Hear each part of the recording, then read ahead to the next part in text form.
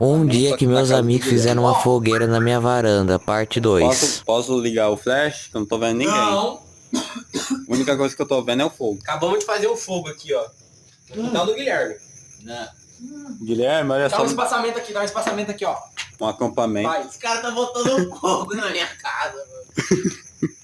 Claramente, né? Nós jogamos aí um pouquinho de cera de vela também. Acampamento na casa do Guilherme. Ó, coisa moderna. É que tem que pôr a mão pra perceber que tem preto aqui. Pior que eu não tô te vendo, não. Aqui na câmera. A câmera não dá pra ver, Vira a não. câmera pra mim, vira a câmera pra mim. É, não dá pra ver, não. Depois você me mostra essa parte. Literalmente. Tchau. Tchau. Pai Sandu. Gravando esse momento de acampamento, casa aberto. Ó, Cauã usando tudo ali. Cauã. Caixa de papel.